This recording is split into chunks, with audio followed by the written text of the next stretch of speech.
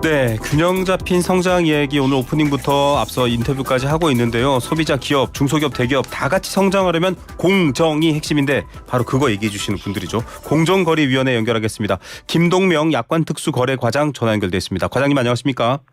안녕하세요. 공정위 약관특수거래과장 김동명입니다. 네, 자 요즘 많은 분들이 뭐 물품을 구매하시거나 정보를 얻기 위해서도 그렇고요. 라이브 커머스, 소위 라방 많이 듣고 있는데 이게 좀 약관들도 살펴봐야 되고 특히 불공정 약관도 있어서 바꾼다 이렇게 말씀하셨어요. 어떤 내용입니까?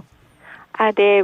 먼저 라방에 대해서 좀 말씀을 드리면은요. 네. 라이브 커머스는 전자상거래의 한 방식이라고 할 수 있는데 네. 통상의 전자상거래, 즉 인터넷이나 모바일 쇼핑몰은 미리 업로드된 사진이나 설명 등을 통해서만 제한적으로 제품에 대한 정보를 줄 수 있었다면은 라이브 커머스 같은 경우는 진행자가 생방송을 통해서 상품을 소개하고 중간에 소비자들이 채팅창에 상품에 대해 문의를 하면 진행자가 즉각적으로 답변을 할 수 있어서 일반적인 온라인 쇼핑몰에 비해서 양방향 소통이 보다 활발한 방식의 전자상거래 형태라고 할 수 있습니다. 네. 그래서 많이들 이용하시나 봐요. 주변에도 많습니다. 뭐 그거 배터리가 오래 가지 않으면 어떡하죠? 라고 하면 바로 제품에서 보여주고 뭐 이런 방식으로 설명을 하더라고요. 장점이 네네. 많긴 합니다. 이런 부분들 때문에. 네네. 다른 장점들도 있나요?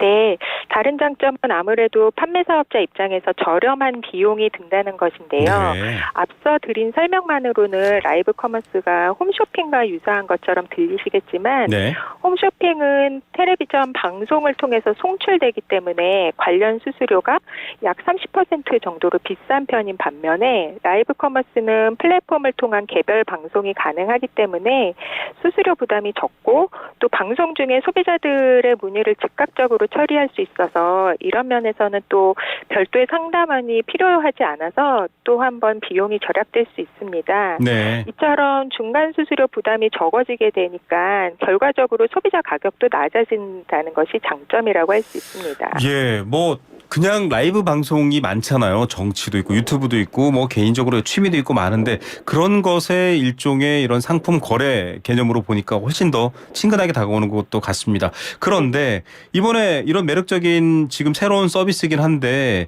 여러 가지 아까 약관도 얘기하셨습니다만 공정위에서 들여다본 부분이 있습니다. 어떤 것들 고쳐야 되는 건가요? 네.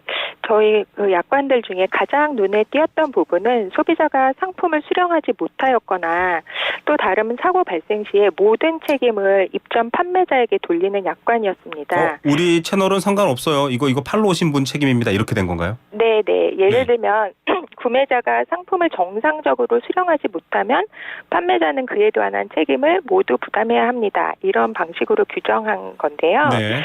이런 약관이 문제되는 이유는 잘 아시겠지만 구매자가 상품을 수령하지 못하는 이유가 매우 다양한데 판매자가 관여할 수 없는 경우로서 네. 플랫폼 사업자나 배송 사업자에게 책임이 있을 수도 있고 네. 또 천재지변으로 인한 경우도 있는데 네.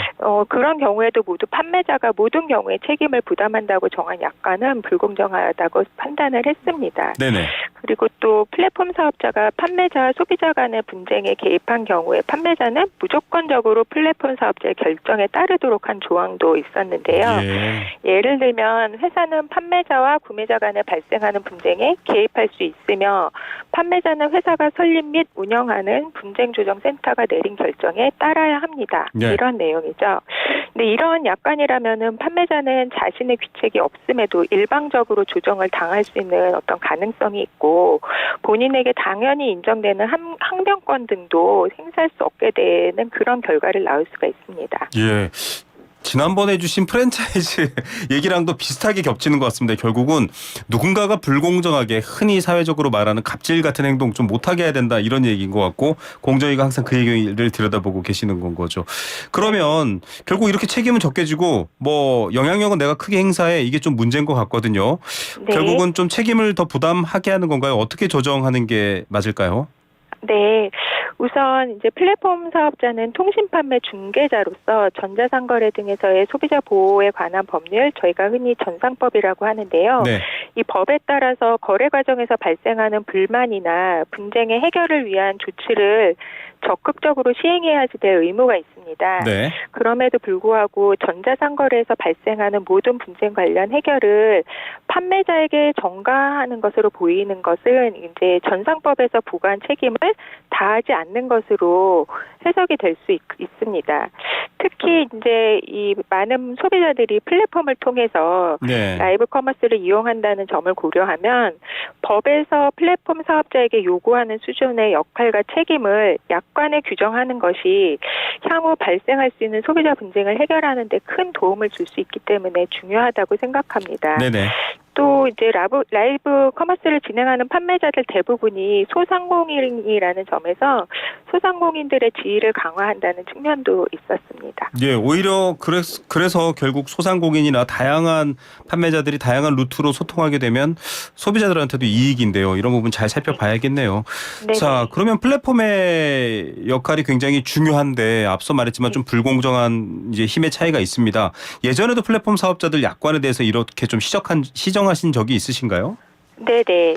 저희 이번에 라이브 커머스 관련 약관뿐만 아니라요. 예전에 이제 구글, 카카오, 네이버, 쿠팡 등 불공정 약관에 대해서는 지속적으로 시정을 해오고 있습니다. 네. 그리고 가장 최근에는 반란이나 머스티잇 같은 명품 거래 플랫폼들의 환불 불가 약관 등을 시정해서 네. 소비자들의 권익을 보호하고 불공정 약관으로 인한 분쟁을 예방하는 데 큰 역할을 하고 있습니다. 예, 이거 사실 약관 다 살펴보지 못하시는 분들도 많고요. 막상 문제가 생겨서 해결하려고 하면 이게 왜 내가 책임을 다 져야 되지 이렇게 억울한 경우도 있는데 좀 많이 고쳐주시고 감시해 주시기를 부탁드리겠고 앞으로는 또 어떤 계획들이 있습니까? 네. 저희 이제 공정위는 앞으로도 이제 힘의 불균형으로 인해서 거래상 이제 협상력이 약한 소상공인들이나 어떤 신인 작가 이런 분들을 위해서 네. 플랫폼 분야에서의 불공정한 약관에 대해서 선제적으로 검토를 하고 또 그렇게 해서 플랫폼 판매자 소비자가 모두 신뢰하고 거래할 수 있는 시장 환경이 조성될 수 있도록 노력할 예정입니다. 네. 자, 공정위에서 이런 부분들 잘 보시면 결국 이 관련 산업들도 더 건강하게 확대되고 크고 이루어질 수 있을 거란 생각도 드는데요. 오늘도 네. 관련 소식들 감사드립니다. 네, 감사합니다. 네, 지금까지 공정거래위원회 김동명 약관특수거래과장이었습니다.